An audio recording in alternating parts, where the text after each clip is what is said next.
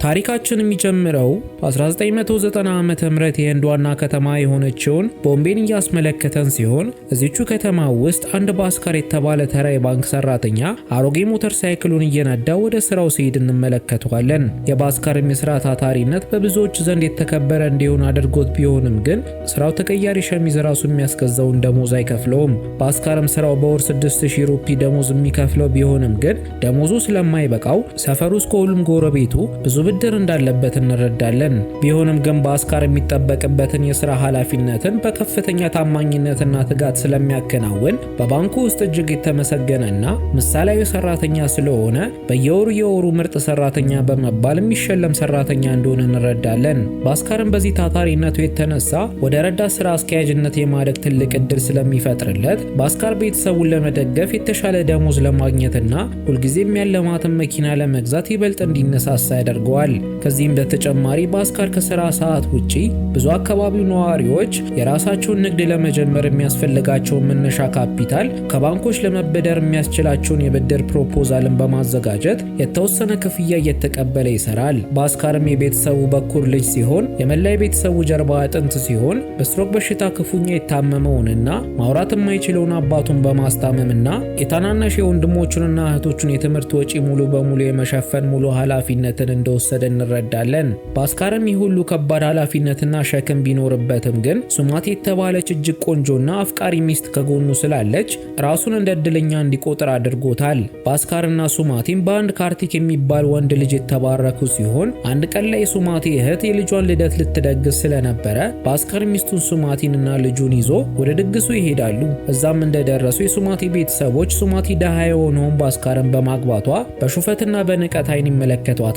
ቢሆንም ግን ሱማቲ ይህንን የቤተሰቦቿን ትችት እንደምንም ብላ ተቋቁማ የልደት ፕሮግራሙን ብትታደምም ግን የሱማቲ ቤተሰቦች ልጇን ንቀውት ከሌሎቹ ልጆች አንጻር ያነሰ ኬክ ሲሰጡት ጊዜ ሱማቲ ተመልክታ ነገሩን ከዚህ በላይ መቋቋም ስላቃታት ልጇንና ባሏን ባስካርን ይዛ ከድግሱ ትወጣለች። ከዛም እንደወጡ ባስካር አንድ እርጥብ መሸጫ ስፍራ ጋር ወስዷቸው 3 እርጥብ ሊገዛ ሲል ዋሌቱ ውስጥ የ2 እርጥብ መግዣ ገንዘብ ብቻ ስላለው 2 እርጥብ ብቻ ገዝቶ ወደ ሚስቱና ወደ ልጁ ይሄዳል። የነ ባስካርም ልጅ ካርቲክ ባስካርን 2 እርጥብ ብቻ ለምን ገዛክ ሲለው ጊዜ ባስካርን ይበልቻለው በቃኝ በማለት ለልጁ የገንዘብ እጥረት እንዳለበት ሳያሳውቅ ይነግረዋል። ይህንንም የተመለከተችው ሱማቲ ነገሩ ክፉኛ አስከፍቷት ሱማቲ ቤተሰቦቿ ሁል ጊዜ በድህነታቸው እየቀለዱባቸውና እያሾፉባቸው እያየች መኖር ስለሰለቻት ግዴታ ከነሱ ክብርን ለማግኘትና ለልጃቸው የተሻለ ህይወትን ለማምጣት ያገኙትን አይነት ስራ መስራት እንዳለባቸው ለባሏ ባስካር እያለቀሰች ትነግረዋለች። ባስካርም ሚስቱን ሱማቲን አረጋግቶ በቅርቡ የረዳት ስራ አስኪያጅነት የእድገት ደረጃ ስለሚያገኝ ህይወታቸው ቀስ በቀስ እንደሚሻሻል በመንገር ሚስቱን ሊያበረታታት ይሞክራል። ከተወሰኑ ቀናቶችም በኋላ ኩማር የተባለ አንድ ሰው የብድር ፕሮፖዛሉን ለባስካር ለማሳየት ወደ ባስካር ይሄዳል። ባስካርም የብድር ፕሮፖዛሉን ካየው በኋላ ኩማር ለብድሩ በቂ የሆነ ማስያዣ አስይዞ ስላልነበረ ባስካር ለኩማር ባንኩ ፕሮፖዛሉን ውድቅ እንደሚያደርግበት ነግሮት ኩማር ተስፋ ቆርጦ ከቦታው ይሄዳል። በኋላም ላይ ባስካር የሚሰራበት ባንክ ውስጥ የሚሰራና የባስካር ቅርብ ጓደኛ የሆነው ሳምባ ከኩማር ጋር ወደ ባስካር ተያይዘው ይመጡና ሳምባብ ለባስካር የኩማርን የብድር ፕሮፖዛልን በደንብ በማብራራት ሊያስረዳው ይሞክራል። ሳምባብ ኩማር ኤሌክትሮኒክስ እና የቴሌቪዥን አስመጪ ሆኖ የሚሰራ ሰው ሲሆን ኩማር ከማሌዥያ በርካሽ ዋጋ የገዛቸውን ብዛት ያላቸውን ርካሽ ቴሌቪዥኖችን ወደ ህንድ ያስመጣ ሲሆን ነገር ግን ኩማር ለቴሌቪዥኖቹ ሙሉ ክፍያ ለመክፈል አቅም ስላጠረው ከማሌዥያ ድረስ ይዞለት የመጣው የመርከብ ካፒቴን ኩማር በአንድ ወር ውስጥ የቀረውን ክፍያ ካልፈጸመ በስተቀር ካፒቴኑ ቴሌቪዥኖቹን በጨረታ አጫርቶ እንደሚሸጥበት ስላስፈራራው ባስካር እንዲረዳው ሊያግባባው ይሞክራል። ባስካርም ኩማር ያለበት ሁኔታ ቢያሳዝነውም ግን የብድር ህጉን እሱ እንደማያወጣውና ባንኩ ስለሆነ ህጉን የሚያወጣው ምንም ሊረዳው የሚችለው ነገር እንደሌለ ይነግራቸዋል። ሳምባም እዚህ ድረስ የመጣው ባስካር ለኩማር ከባንክ እንዲበደር እንዲረዳው ሳይሆን ባስካር ራሱ ኩማር የሚያስፈልገውን የገንዘብ መጠን ባለሀብት ከሆነ የሱማቲ ወንድም ተበድሮ ለኩማር እንዲያበድረውና በምላሹ ደግሞ ከእያንዳንዱ የቴሌቪዥን ሽያጭ ላይ 20% ተቆራጭ ስለሚያስብለት በቀላሉ ባለሀብት የመሆን እድል እንዳለው ለባስካር ያብራራለታል። ባስካር መጀመሪያ ላይ ነገሩን ለመቀበል ቢያመነታም ትንሽ ቆይቶ ግን የቤተሰቡን ህይወት ማሻሻል እንዳለበትና መንደር ውስጥ ካሉት ነዋሪዎች የተበደረውን ብድር በዚህ ስራ ሊመልስ እንደሚችል አምኖ በነገሩ እንደተስማማ ለሳምባና ለኩማር ይነግራቸዋል። በማግስቱ ጠዋትም ላይ ባስካር ወደ ስራ ለመሄድ እየተዘጋጀ ሳለ በድንገት አንድ ዕዳ ሰብሳቢ ወደነ ባስካር ቤት በመምጣት ባስካር የተበደረውን ብድር እንዲከፍል ያስጨንቀዋል። ባስካርም ገንዘቡን እስካሁን ስላላገኘ አንድ ሳምንት ብቻ እንዲታገሰው ዕዳ ሰብሳቢውን ቢለምነውም ዕዳ ሰብሳቢው ግን ባስካርን ሊሰማው ፍቃደኛ ሳይሆን የባስካርን ዋሌትን ቀምቶ ዋሌቱ ውስጥ ያለውን ገንዘብ ሊወስድበት ቢሞክርም ግን ዋሌቱ ከገንዘብ ችግር የተነሳ በሸሪት ድር የተሞላ ነበር። ቢሆንም ግን ዕዳ ሰብሳቢው በዚህ ተስፋ ሳይቆርጥ ባስካር እንደነፍሱ የሚወዳትን አሮጌውን ሞተር ሳይክሉን በጉልበት በመንጠቅ ይዞበት ይሄዳል። ለታክሲም ሆነ ለህዝብ ትራንስፖርት የሚሆን ምንም ገንዘብ የሌለው ባስካር የስራው ሰዓት እንዳይረፍድበት መላውን መንገድ በሩጫ እየሮጠ ወደ ስራው ቦታ ይደርሳል። ባስካርም በላቡ ተዘፍቆ ወደ ስራው ቦታ ሲገባ ጊዜ የባንኩ ማኔጅመንት ተሰብስቦ አዲሱን ረዳት ስራ አስኪያጅ ለሰራተኞቹ በሙሉ ሲያውጁ ይመለከታል። ባስካርም ስንት ዘመን ሙሉ በጉጉት ሲጠብቀው የነበረውን የእድገት ደረጃ እንዳላገኘ ሲገነዘብ ጊዜ በከፍተኛ ተስፋ መቁረጥ ስሜት ውስጥ ሆኖ ደርቆ ይቆማል። ከስራ መልስ ባስካር ካፌ ውስጥ የሚሰራትን የብድር ፕሮፖዛል ማማከርን ስራ እየሰራ ሳለ ጓደኛው ሳምባ ወደሱ ዘንድ መጥቶ ባንኩ ባስካር ላይ ፈጸመውን ግፍ ከተቃወመ በኋላ የባንኩ ስራ አስኪያጅ የሆነው የባስካር አለቃ ከአዲሱ ረዳት ስራ አስኪያጅ ጋር ተመሳሳይ ብሔር ስለሆኑ አዲሱ ስራ አስኪያጅ በብሔሩ ምክንያት ይህ ስራ እንደተሰጠው ለባስካር ይነግረዋል። ይህንንም ያመነው ባስካር በከፍተኛ ንዴት የባንኩ ስራ አስኪያጅ የሆነውን ቪኖድን ፊት ለፊት በመጋፈጥ ቪኖድን በብሔር ለይተክ ስራውን ለሌላ ሰው ሰጥተክ በማለት ይወነጅለዋል። ቪኖድም ወቀሳውን ሳይቀበለው እሱ በበኩሉ ባስካር ይህንን ስራ እንዲያገኝ የሚችለውን ሁሉ እንዳደረገና ውሳኔው ግን ከበላይ ማኔጅመንት የመጣ ስለሆነ ምንም ማድረግ እንደማይችል ይነግረዋል። ቪኖድም በመቀጠል ባስካር በወነጀለው ነገር ፍጹም ተበሳይቶ ብሔርተኛ ቢሆን ኖሮ እስካሁን ባስካርን ለማስወገድ ቀላል እንደነበረና ባስካር ከስራ ሰዓት በኋላ ካፌ ውስጥ በብድር ፕሮፖዛል ዙሪያ የሚያደርገው የምክር አገልግሎት ወንጀል ስለሆነ ሊያሳስረው እንደሚችል ቢያውቅም ግን አውቆ ዝም እንዳለ ይነግረዋል። ከዚህ በኋላ ግን ባስካር አመስጋኝ ስላልሆነ ወደ ከፍተኛው ማኔጅመንት ቢሮ ሄዶ ይህንን ሁሉ እውነት እንደሚያጋልጥና ከስራው ገበታ እንደሚያባረረው ይነግረዋል። ባስካርም ስህተት እንደሰራ ገብቶት ቪኖድን ተንበርክኮ እስከ መለመን ድረስ ደርሶ ጉዳዩን ለከፍተኛ ማኔጅመንት እንዳይናገርበት እያለቀሰ ይለምነዋል። ቪኖድም አዛኝ ልብ ስለነበረው ባስካርን እንደማያጋልጠው ይነግረውና ባስካር ከስራው ከመባረር ለትንሽ ይተርፋል። ቢሆንም ግን ቪኖድ ቢሮ ውስጥ የተፈጠረው ሁከት ሙሉ የሰራተኛውን ትኩረትን ስቦ ስለነበረ ባስካር ተሸማቆ ወደ መጸዳጃ ቤት ሄዶ ፊቱን ተጣጥቦ ራሱን ካረጋጋ በኋላ ምንም እንዳልተፈጠረ በማስመሰል ወደ ስራው ገበታ ይመለሳል። ስራም ካለቀ በኋላ ባስካር ወደ ቤቱ ሊሄድ ሲል አለቃው ቪኖድ ባስካር ህይወቱን ሙሉ ሲመኛት የነበረችውን መኪና ለሚስቱ በስጦታ መልክ ለመስጠት ገዝቷት ሊሄድ ሲል ይመለከተዋል። ባስካርም ውስጡ በቅናት ቢቃጠልም ቀደም ለተፈጠረው አለመግባባት አለቃውን ቪኖድን ፈገግ ብሎ ይቅርታ ቢጠይቀውም ግን ሙሉ የባንኩ ሰራተኞች ፊት ተዋርዶ ስለነበረ ውስጡ በከፍተኛ ሁኔታ እየደማ ነበር። ከዚህም በኋላ ባስካር ከጓደኛው ሳምባ ጋር አንድ ካፌ ውስጥ ቁጭ ብሎ ሳለ ኩማር በድንገት ይመጣና የመርከቡ ካፒቴን ገንዘቡን ካላመጣ ቴሌቪዥኖቹን በአንድ ሰዓት ውስጥ እንደሚሸጥበት ስለዛተ ኩማር ባስካርን የብድሩን ጉዳይ ምን ላይ እንዳደረሰለት ይጠይቀዋል። ባስካር ምንም አይነት መልስ ሳይሰጠው ከሳምሶናይት ውስጥ ብዛት ያላቸውን የገንዘብ ጥቅሎችን አውጥቶ ለኩማር ይሰጠውና ኩማር ቶሎ ብሎ ይህንን ገንዘብ ለመርከቡ ካፒቴን ሰጥቶት ከብድሩ ተጨማሪ የሱንና የሳምባን 20% ትርፍን ጨምሮ በአስቸኳይ ገንዘቡን እንዲመልስና ከባንኩ የወሰደውን ገንዘብ በመነጋታው ወደ ባንኩ ካዝና መመለስ እንዳለበት ይነግረዋል። ሳምባን ባስካር ያለምንም ማመንታት ገንዘቡን ለኩማር ስለሰጠው ተገርሞበት ባስካርን ከየት ተበድሮ ገንዘቡን እንዳመጣ ይጠይቀዋል። ባስካርም ይህንን ገንዘብ ያመጣው እንደተባለው ከሱማቲ ወንድም ሳይሆን ከሚሰራበት ባንክ ገንዘቡን በድብቅ ከባንኩ ካዝና ውስጥ እንደሰረቀውና ይህንንም ስርቆትን ለመሸፈን የባንኩን የፋይናንስ ሪፖርትን አጭበርብሮ እንደሆነ ለሳምባ ይመልስለታል። ሳምባ ግን ባስካር ከተያዘ ትልቅ አደጋ ውስጥ ገብቶ እስር ቤት ውስጥ ሊገባ ስለሚችል እንዴት ይህንን አይነት ከባድ ውሳኔ እንደወሰነ ይጠይቀዋል። ባስካርም ይህንን ስርቆትን ሲፈጽም ቢያዝ እስር ቤት እንደሚያስገባው ቢያውቅም ግን በዛሬው ዕለት ብቻ ብዙ ነገሮችን ስላጣና በዚህ አይነት አኗኗር ከቀጠለ ቤተሰቡ ማስተዳደር ስለማይችል የቆም እስረኛ ስለሚሆን ምንም ነገር አድርጎ ከዚህ ከገባበት የድህነት ማጥ ውስጥ ራሱን ማውጣት እንዳለበት አምኖ እንደሆነ ለሳምባ ያስረዳዋል። ከዚህም በኋላ ኩማር ባስካርና ሳምባ አንድ ላይ በመሆን ቴሌቪዥኖቹን ለመረከብ ወደ ወደቡ መጓዝ ይጀምራሉ። መንገድም ላይ ሳሉ ባስካርና ሳምባ ኩማርን እንዴት አድርጎ ቴሌቪዥኖቹን በርካሽ ዋጋ ሊገዛቸው እንደቻለ ሲጠይቁት ጊዜ ኩማር ቴሌቪዥኖቹ ርካሽ የሆኑበት ዋና ሚስጥር መንግስት ቴሌቪዥኖች ላይ ብዙ ቀረጥ ስለሚያስከፍል እሱን ቀረጥ ላለመክፈል ሲል ለጉምሩክ ሰራተኞች ጉቦ በመስጠት መንግስት ለስፔር ፓርቶች ቀረጥ ምንም ስለማያስከፍል የጉምሩክ ሰራተኞቹን ቴሌቪዥኖች መኪኖቹ ስፔር ፓርት እንደሆኑ ሰነዳቸው ላይ እንዲመዘግቡለት ትልቅ ማጭበርበር ሰርቶ እንደሆነ ይነግራቸዋል። ለዛም እነዚህን ብዛት ያላቸውን ርካሽ ቴሌቪዥኖችን ገበያው ላይ በሚሸጠው ልክ ከሸጧቸው ከማንም ትልቅ ነጋዴ የበለጠ ብዙ ትርፍ እንደሚያገኙ ይነግራቸውና ባስካርና ሳምባ ምራቃቸውን እንዲውጡ ያደርጋቸዋል። ሆኖም ግን ባስካር ወደ ቡጋር ከመድረሳቸው በፊት ይህ ማጭበርበር ስራ ላይ እንዲታይ ስለማይፈልግ መንገድ ላይ ወርዶ ወደ ቤቱ ሲሄድ ጊዜ ሳምባና ኩማር ደግሞ ተያይዘው ወደ ቡጋር መሄዳቸውን ይቀጥላሉ። ማስካረም ወደ ቤት እንደገባ ለሚስቱ ሱማቲ ዛሬ በዕዳ ሰብሳቢ ሞተሩን መነጠቁንና የምክትል ስራ አስኪያጅነት ስራው ለሌላ ሰው እንደተሰጠ በመናገር ምን ያክል የሚያስጠላ ቀን እንዳሳለፈ ይነግራታል። ምሽትም ላይ ባስካር ኩማርና ሳምባ ከ2 ሰዓት በኋላ ቴሌቪዥኖቹን ተረክበው እንደሚመጡ ቢነግሩትም ግን ሳይመጡ ከ2 ሰዓት በላይ አልፋቸውና ባስካር በጭንቀት ተሞልቶ ኩማር አጭበርብሮን ይሆን እንዴ በጉምሩክ ፖሊሶች ተያዙ እንዴ እያለ መጨነቅ ይጀምራል። በጭንቀትም ተሞልቶ በተኛበት ጊዜ በድንገት ሚስቱ ሱማቲ ከእንቅልፉ ቀስቅሳው ሳምባ እንደሚፈልገው ትነግረዋለች።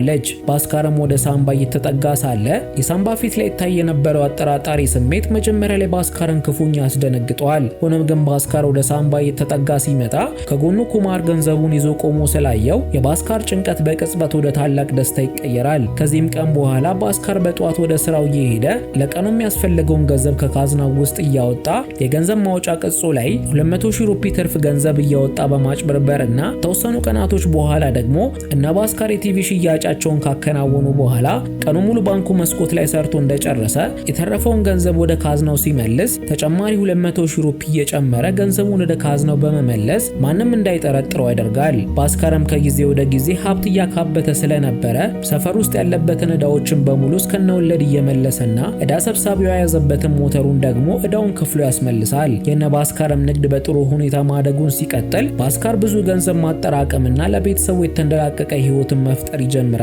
ባስካርም አዲሱን ህይወቱን ሲጀምር ያለመደበትን መጠጥ መጠጣትንና ጭፈራ ቤቶች ውስጥ መዋል ይጀምራል። በዚህም አዲስ ማንነቱ ግራ የተጋባችው ሚስቱ ሱማቲ ባሏ ባስካር አዲስ ያመጣውን የባህሪ ለውጥ ምንም እንዳልወደደችውና ምን ማድረግ ጀምሮ ይህን ሁሉ ገንዘብ እንዳመጣ ባስካርን ትጠይቀዋለች። ባስካርም የሚስቱን እጅ ጠበቅ አድርጎ በመያዝ ገንዘቡን ያመጣው ከጓደኛው ኩማር ጋር የኢምፖርት ኤክስፖርት ስራን እየሰራ እንደሆነ ይነግራትና ሱማቲ ስራውን ለመጀመር ብሩን ከየት አምጥቶት እንደሆነ ትጠይቀዋለች። ባስካርም ገንዘቡን ከባንክ በህጋዊ መንገድ ተበድሮ ስራውን እንደጀመረውና በዚህ ስራ አዋጭነት ምክንያት ያለባቸውን ዕዳዎችን በሙሉ እንደከፈለ ነግሯት ከኪሱ ውስጥ ብዛት ያለው ገንዘብን አውጥቶ ለሚስቱ ደስ ያለሽን አድርጊበት ብሎ ይሰጣታል። ሱማቲም የባሏን ቃል አምና በደስታ ገንዘቡን ትቀበልና ከተወሰኑ ቀናቶች በኋላ የልጃቸው ካርቲክ ልደት ስለሆነ ሁልጊዜ ሲያንቋሸሻቸውና ደሃ ብለው ሲያሾፉባቸው የነበሩትን ቤተሰቦቿን ለማስቀናት ድል ያለ ልደት ድግስ እንዲደግሱ ባሏን ታማክሯለች። ባስካርም በሚስቱ ሐሳብ በመስማማት የልጃቸውን ካርቲክን ልደት ከሰሞኑ የሀበሻ ሽምግልና ድግስ በበለጠ በመደገስ በሰፈራቸው ታይቶ የማይታወቅ ድግስ ያከናውናሉ።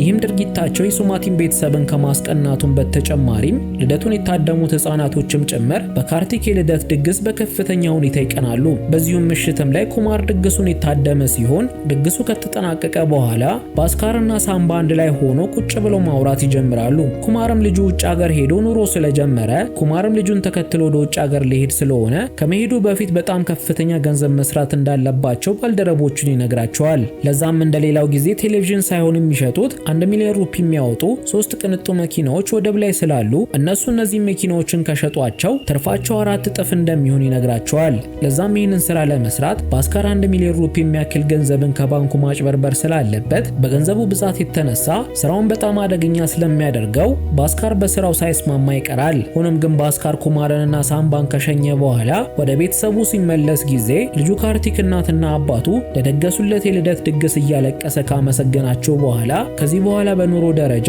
ከጓደኞቹ የበታች እንደማይሆን ገልጾላቸው አቅፎ ያመሰግናቸዋል። ባስካርም የልጁን ምስጋና ከሰማ በኋላ ልጁን የበለጠ ለማስደሰት ኩማር ከሰዓታቶች በፊት በነገረው የሥራ ሐሳብ ተስማምቶ ከ2 ቀናቶች በኋላ 1 ሚሊዮን ሩፒ ገንዘቡን እንደሚያጭበረብር ለኩማር ደውሎ ይነግረዋል።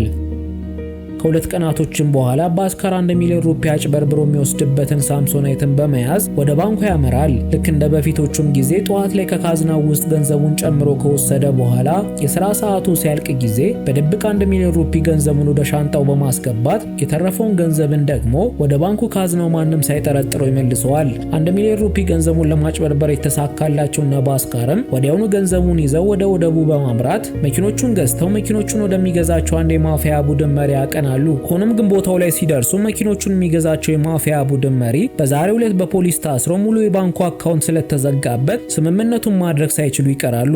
ባስካርም ከባንኩ ያጭበረበረውን ገንዘብን ቶሎ ብሎ መመለስ ስለነበረበት ባስካር በዚህ ችግር ምክንያት ሊያዙ ስለሆነ ከፍተኛ ድንጋጤ ውስጥ ይገባል። በዚህም ምክንያት ሳምባና ኩማር መካከል ከፍተኛ ውጥረት ተከስቶ እስከ መደባደብ ድረስ ይደርሱና ባስካር ሁለቱንም ማረጋግቷቸው ከዚህ ማጥ ውስጥ እንዴት መውጣት እንደሚችሉ ማሰብ እንዲጀምሩ ይነግራቸዋል። ባስካርም ቀጥሎ ኩማር ባለው ግንኙነት አማካኝነት መኪኖቹን የሚገዛቸውን ሌላ ግለሰብ እንዲፈልግ አዞት ኩማር ከተወሰኑ ደቂቃዎች በኋላ ጓ ከተማ ውስጥ መኪኖቹን የሚገዛቸውን ሰው ስላገኘ እነ ባስካር ለመኪኖቹ የሚሆኑ ታርጋና ፌክ ሊብሬዎችን አዘጋጅተው ወደ ጓ ከተማ መጓዝ ይጀምራሉ። ወደ ጓ ከተማም ጋር ሊደርሱ ሲሉ ኬላ ጋር ፖሊሶች አስቆመዋቸው መንጃ ፍቃድ በሚጠይቋቸው ጊዜ እንደ ድንገት ሆኖ ሳምባ መንጃ ፍቃዱን ረስቶ ስለነበረ ፖሊሶቹ ሳምባን ከመኪናው እንዲወርድ ያዙታል። ቢሆንም ግን ባስካር ለእንደዚህ አይነት አጋጣሚዎች አስቀድሞ ተዘጋጅቶ የነበረ ሲሆን ከቦምቤ ከተማ ከመነሳታቸው በፊት ፖሊሶች ኬላ ላይ ያስቆሙናል በሚል እሳቤ የጓ ከተማ ፕሬዝዳንትን የሚመስል አንድ የኔቢጤን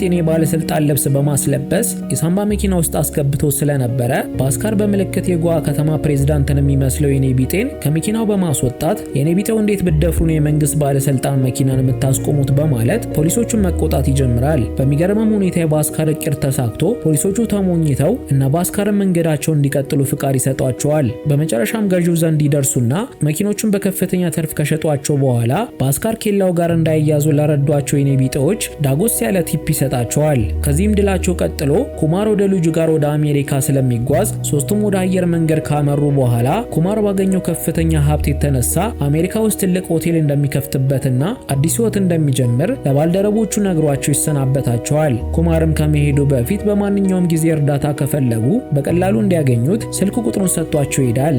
ባስካርም ከባንኩ የወሰደውን ገንዘብ መመለስ ስለነበረበት ሻንጣ ሙሉ ገንዘቡን ይዞ ወደ ባንኩ ያመራል። ሆኖም ግን እዛ ሲደርስ ጊዜ ባንኩ ደጃፍ ጋር ብዛት ያላቸው የፖሊስ መኪኖች ቆሞ ስለነበረ ባስካር ልቡ እስክትፈነዳ ድረስ እየደነገጠ ምን ተፈጥሮ እንደሆነ ለማጣራት ወደ ባንኩ ዘልቆ ይገባል። ባንኩ ውስጥም ብዛት ያላቸው የባንኩ ማኔጀሮችና ፖሊሶች አንድ ክፍል ውስጥ ሆነው ሲመለከታቸው ጊዜ ባስካር አለቀልኝ ተያዝኩኝ በማለት ከፍተኛ ድንጋጤ ውስጥ ይገባል። ሆኖም ግን ፖሊሶቹ ባንኩ ውስጥ የተገኙት እሱን ለማሰር ሳይሆን ልክ እንደ ባስካር አይነት ማጭበርበር ሲሰራ የተያዘውን አለቃውን ቪኖድንና አዲስ የተመደበውን ረዳት ማኔጀሩን ለማሰር ነበር። ባስካርም ይህን እውነት በተረዳ ጊዜ እጅግ ከፍተኛ የሆነ እፎይታ ይሰማዋል። አሁን የቀረው ነገር ቢኖር ደግሞ ከባንኩ የወሰደውን ገንዘብ መመለስ ስለነበረ ሻንጣው ውስጥ የነበረውን ገንዘብ ሊመልስ ሲል ባልጠበቀው ሁኔታ አንደኛው ከፍተኛ የባንክ ኦፊሰር በድንገት የባስካር ሻንጣንን በመጠርጠር ባስካርን ሻንጣውን እንዲከፍተው ያዘዋል። በዚያኑ ቅጽበትም ባስካር ሁሉ ነገር ያበቃለት መስሎት የተርበደበደ ሻንጣውን ለመክፈት ይገደዳል። ሆኖም ግን ሻንጣውን ሲከፍተው ጊዜ በውስጡ የነበረው ገንዘብ ሳይሆን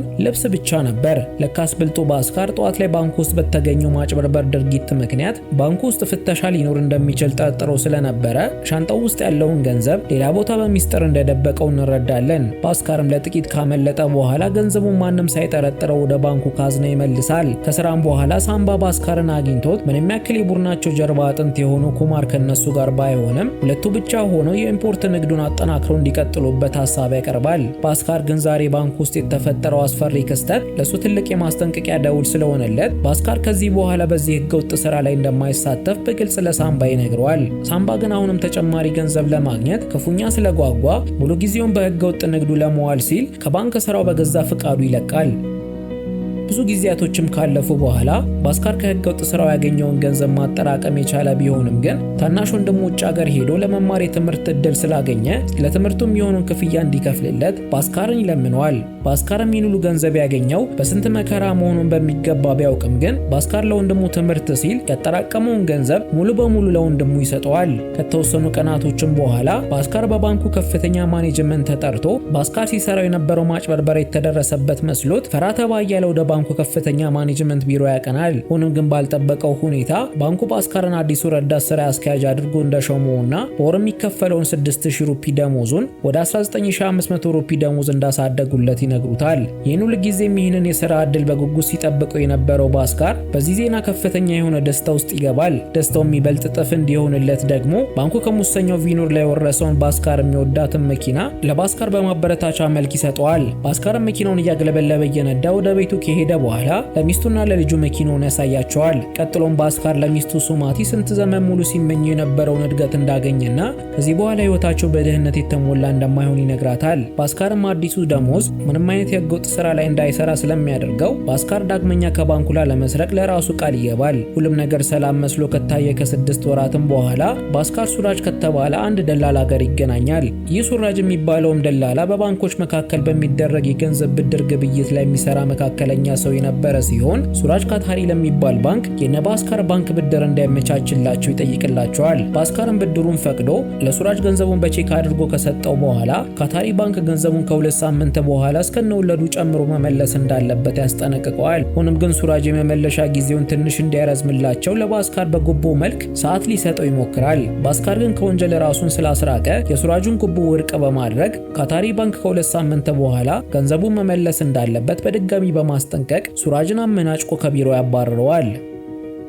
ከአንድ ወርም በኋላ ሱራጅ ካታሪ ባንክ ዕዳውን እንደከፈለ የሚያሳይ ደረሰኞቹን ይዞ ወደ ባስካር ዘንድ ይመጣል። ነገር ግን ይህ ዕዳ ከ2 ሳምንት በፊት መከፈል የነበረበት ስለነበረ ባስካር ካታሪ ባንክ ዕዳውን ቶሎ ባለመክፈሉ ይበሳጫል። ለዛም ባስካር ካታሪ ባንክ ዕዳውን ሙሉ በሙሉ እስከነወለዱ ከፍሎ እንደጨረሰ ለማረጋገጥ የባንክ ስቴትመንቶችን ሲያገላብጥ ጊዜ ስቴትመንቱ ላይ አንድ አጠራጣሪ ነገር ይመለከታል። ስቴትመንቱም ላይ ወደ ካታሪ ባንክ ይገባል የተባለው የብድር ገንዘብ በሙሉ ሀርሻ ወደሚባል ግለሰብ እንደገባና ገንዘቡ ወደ ካታሪ ባንክ ይገባል በሚል ማጭበርበር ተሸፋፍኖ አንድም ሳንቲም ወደ ተባለው ባንክ ገብቶ እንደማያውቅ ይረዳል። በዚህ ማጭበርበር ስልትም የተገረመው ባስካር በቀጥታ ስለ ጉዳዩ ሊያጣራ ወደ ካታሪ ባንክ ይሄዳል። እዛም የካታሪ ባንክ ማኔጀር ለሆነው ሃሪ ሀርሻ የሚባለው ባለ ሀብት በጉቦ መልክ የሰጠውን የወርቅ አንገት ሀብልንና የእጅ ሰዓትን ተመልክቶ ባስካር ሀርሻ የሚባለው ባለ ሀብት በነሃሪ ባንክ ስም ብድር እየጠየቀ ሀብቱን እያካበተ እንደሆነ ይገነዘባል። ይህንንም የዘረፋ ስልት የተረዳው ባስካር ሀርሻ የሚባለው ባለ ሀብት ይህንን ሁሉ በሚሊዮን የሚቆጠር ገንዘብን ምን እያደረገበት እንደሆነ ማጣራት ጀምሮ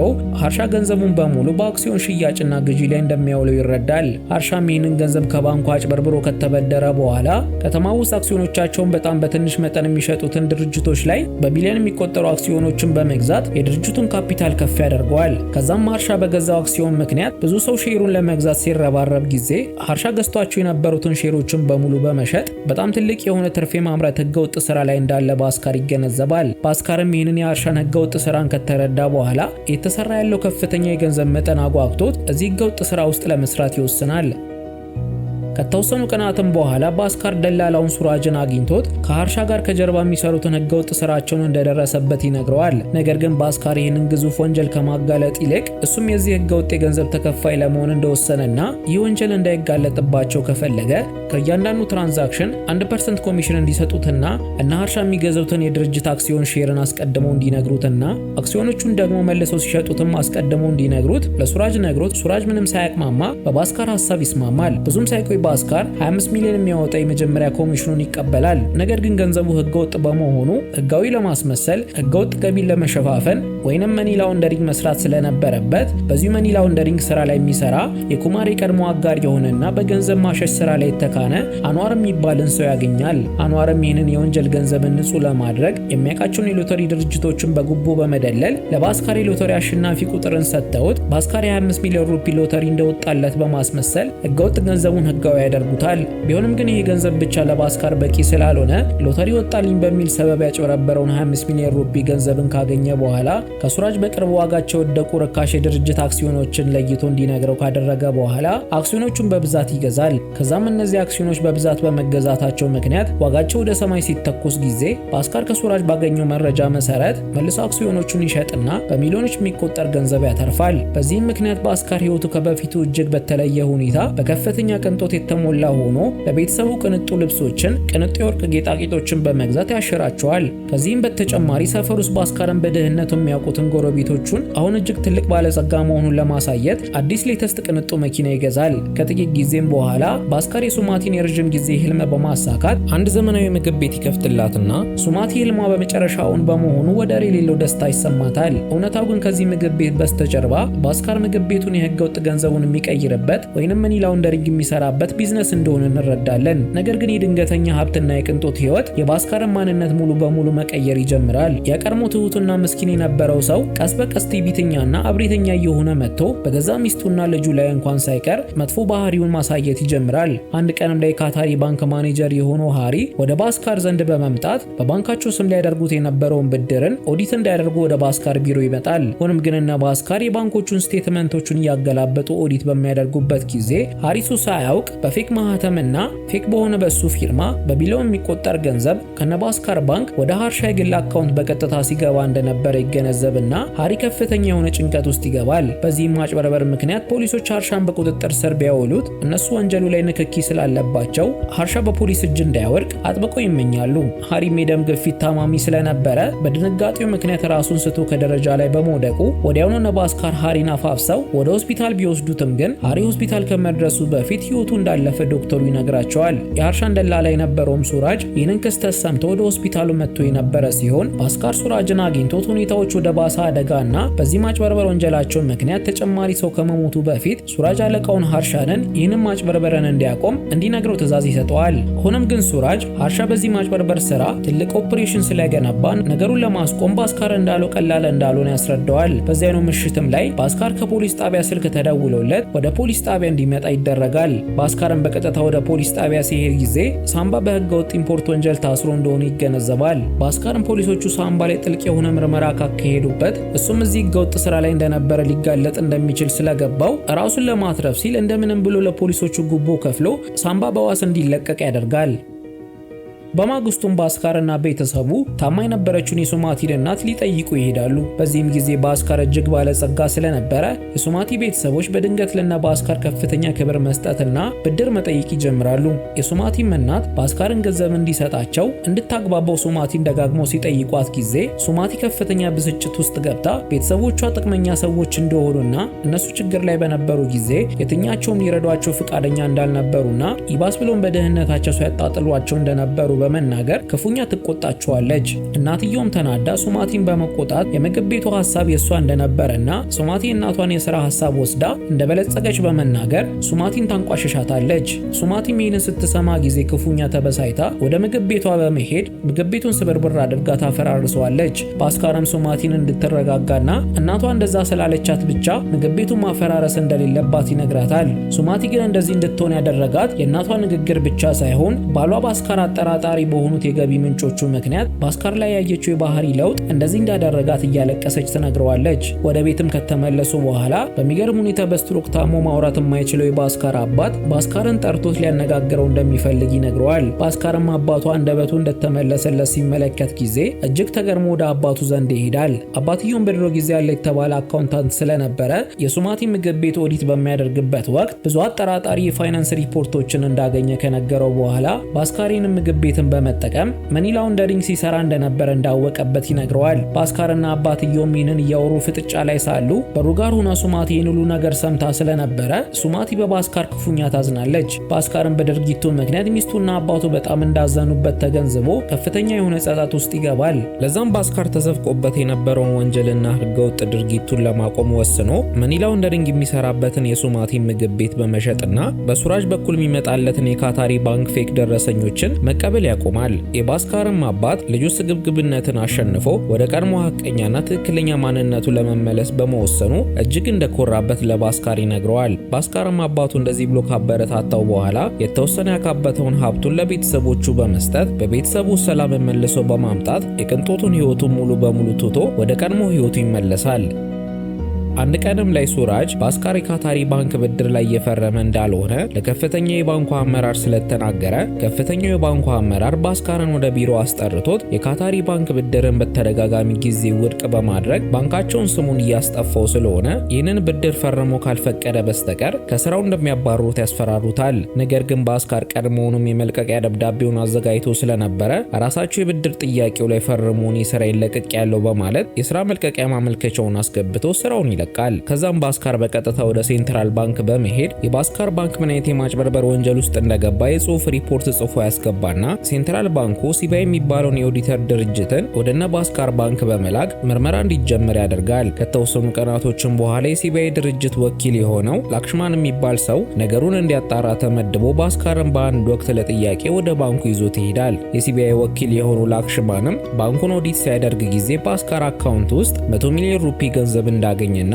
እንዴት እንደሱ አይነት ተራ ባንከር ይህንን ሁሉ ሀብት ማካበት እንደቻለ ይጠይቀዋል። ባስካር ምንም ሳይደናገጥ ይህን ሁሉ ሀብት ያካበተው ምን አድርጎ እንደሆነ ለላክሽማን ቢያስረዳውም ላክሽማን ግን ባስካርን ከወንጀሉ ጋር የሚያያይዘው ምንም አይነት ማስረጃ ስላላገኘበት የመታሰር እድሉ በጣም ትንሽ እንደሆነ ይነግረዋል። ሆኖም ግን ባስካር ምንም ያክል ከወንጀሉ ጋር ተያያዥነት እንዳለው መረጃ ባይገኝበትም ሲቢአይ ድርጅት ጉዳዩን ለማጣራት ሲል ለጊዜው ባስካርን 100 ሚሊዮን ሩፒ ያለውን አካውንቱን እንደሚያግዱት ይነግረዋል። ሆኖም ግን ላክሽማን ባስካር ተጨማሪ ምርመራ እንዳይደረግበት ከፈለገ አካውንት ውስጥ ያለውን 100 ሚሊዮን ሩፒ ወደ ሀርሻ አካውንት ካስተላለፈ ራሱን ከአደጋ እንደሚያስወጣ ይነግረዋል። ለካስ ላክሽማን ሙሰኛው ሀርሻና ባንኩ ጉቦ ስለሚከፍሉት ይህንን ወንጀል ላለማጋለጥ ወስኖ እንደነበረ እንረዳለን። ከዛም ላክሽማን ባስካርን ቀጥታ ወደ ከፍተኛ አመራሮቹ ቢሮ ወስዶት የ100 ሚሊዮን ሩፒ ቼክ እንዲጽፍ ያደርገዋል። ከፍተኛ አመራሮቹም ለባስካር የሀርሻ ወንጀል ኢምፓየር ውስጥ እስካሁን ሲሰሩ እንደነበረና ባስካርን ወደ ምክትል ስራ አስኪያጅነት እድገት የሰጡት ዋነኛ ምክንያት በካታሪ ባንክ የሚመጣውን ፌክ የብድር ጥያቄን ባስካር እንዲፈርም በማድረግ ምንም ያክል ፖሊስ ይህንን ወንጀል ከደረሰበት ከፍተኛ የባንኩ አመራሮች ከወንጀሉ ነፃ እንደሆኑ ለማስመሰልና ሙሉ የወንጀሉን ኃላፊነትን ባስካር ላይ ለመጣል አስበው እንደነበረ ግልጹን ይነግሩታል። ባስካርም ይህንን እውነት እንደተረዳ ተደናግጦ እንደተባለው ለሀርሻ የ100 ሚሊዮን ሩፒ ገንዘቡን በቼክ መልክ ለባንኩ ባለስልጣናት ሰጥቷቸው ከባንኩ ይወጣል። ሆኖም ግን በመነጋታው የባንኩ ከፍተኛ ባለስልጣናት ባስካር ፈርሞት የሄደውን ቼክ ገቢ ሊያደርጉ ሲሉ የባስካር አካውንት ውስጥ ድንቡሎ ሳንቲም ሳያገኙ ይቀራሉ። ለካስ ብልጡ ባስካር ከሳምንታቶች በፊት ከአባቱ ጋር በመመካከር ባንኩ ከሙሰኛው ሀርሻን ጋር እየሰራ እንደሆነና ወንጀሉን ሙሉ በባስካር ሊያሳብቡ እንደነበረ አውቆ ስለነበረ አካውንት ውስጥ ያለውን ገንዘብን በሙሉ በማውጣት አካውንት ውስጥ 100 ሚሊዮን ሩፒ እንዳለ ለማስመሰል የባንኩን ሞባይል ባንኪንግ ሲስተምን በማጭበርበር ባንኩን እንደሸወደ እንረዳለን። ባስካርም ይህንን ካደረገ በኋላ ለኩማር ደውሎለት አሜሪካ ሀገር ውስጥ ያለው ሆቴልን በስሙ እንዲገዛለት ካደረገ በኋላ የባንኩን ወንጀልን በሙሉ ለሚመለከተው አካል ሄዶ አሳውቆ ቤተሰቡን ሰብስቦ ወደ አሜሪካ ሀገር እንደሸሸ እንረዳለን። ይህም ወንጀል የተጋለጠባቸው የባንኮቹ ከፍተኛ ባለስልጣኖች በአስቸኳይ በቁጥጥር ስር ውለው ከርቻሌ ሲገቡ ጊዜ ባስካር ግን ነፃ ሰው ሆኖ አሜሪካ ሀገር ውስጥ የገዛው ቅንጡ ሆቴልን ሲያስተዳድር እየተመለከት ነው ታሪካችን ያልቃል።